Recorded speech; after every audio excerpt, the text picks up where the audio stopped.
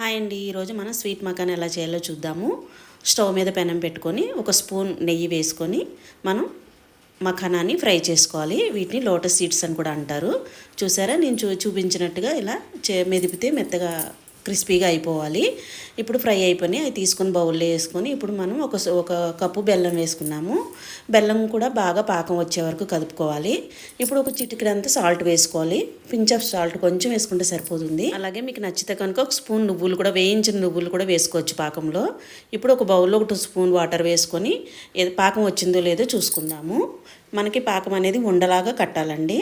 చూసారా, ఇలా పాకం అయిపోయింది మనకి. చూసారా, ఇలా ఉండ అవ్వాలి. ఇప్పుడు మనం ఈ ఉండని పాకంలో వేసేసుకొని మకానాన్ని కూడా వేసేసుకొని కలుపుకుందాము. చూసారా, ఇలా వేసేసుకోవాలి. వేసుకొని చక్కగా ప్రతిదానికి పాకం అంటేటట్టు చక్కగా కలిపేసుకుందాము. నా వీడియోను నచ్చితే కనుక లైక్ చేయండి, షేర్ చేయండి, సబ్స్క్రైబ్ చేయండి. ఇప్పుడు మనం మొత్తం కలిసిపోయినాయి కదా, ఒక ప్లేట్లో నెయ్యి రాసుకొని ఒక ప్లేట్లోకి తీసేసుకుందాము. స్టవ్ ఆఫ్ చేసుకొని చూసారా, చక్కగా వెంటనే చల్లారిపోతాయండి, చక్కగా అయిపోతాయి.